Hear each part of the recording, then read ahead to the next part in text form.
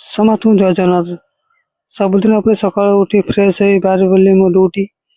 ଆଉ ଡ୍ୟୁଟି 12 ଘଣ୍ଟା ସରିଲା ପରେ ତାପରେ ରୁମକୁ ଆସିଲି। ଆଉ ରୁମରେ ଅଧଘଣ୍ଟା କିଛି ରେଷ୍ଟ କରି ତାପରେ ଆସିଲା ମୋର ବାମ ୱାର୍କଆଉଟ। ଆଉ ମଧ୍ୟ ସବୁଥିରୁ 20 ଚାରି ସେଟ୍ କଲି। ଆଉ ଏମିତି କଲେ ବଡି ପୁରା ରିଲାକ୍ସ ମିଳେ। ଆଉ ବଡି ଏମିତି କଲେ ବଡି ପୁରା ଭଲ ଲାଗେ। ତାପରେ ଆମର ଯଦି ୱାର୍କଆଉଟ କରନ୍ତୁ ତାହେଲେ ପ୍ରଥମେ ଏମିତି ବାମ ୱାର୍କଆଉଟ କରନ୍ତୁ, ତାପରେ କଲି ରନିଂ, ତାପରେ କିଛି ଜମ୍ପିଂ ଜାକ୍, ତାପରେ ଗଲେ ଏମିତି ଗଲେ ଆପଣଙ୍କର ପେଟ ଚର୍ବି ପୁରା କମିଯାଏ। ତାପରେ ଆସିଲା ମୋର ବ୍ୟାକ୍ ବାଇସେପ୍, ଆକୁ ମଧ୍ୟ 20 ଚାରି ସେଟ୍।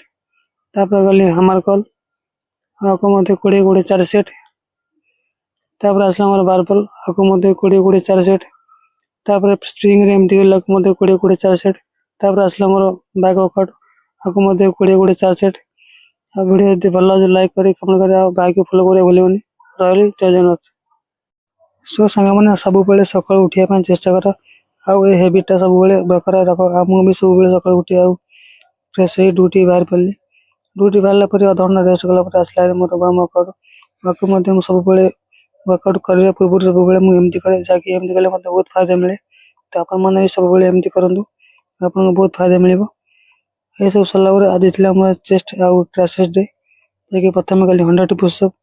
ତାପରେ ଚେଷ୍ଟ ପାଇଁ ଏମିତି 2 ଡମ୍ବଲକୁ ଏମିତି ଉଠେଇଲି, ଆକୁ ମଧ୍ୟ 12 ଚାରି ସେଟ୍। ତାପରେ 2 ଡମ୍ବଲ ଯୋଡ଼ି ଏମିତି କଲି, ଆକୁ ମଧ୍ୟ 12 ଚାରି ସେଟ୍। ତାପରେ 2 ଡମ୍ବଲ ସାଇଡରେ ଉଠେଇଲି, ଆକୁ ମଧ୍ୟ 12 ଚାରି ସେଟ୍।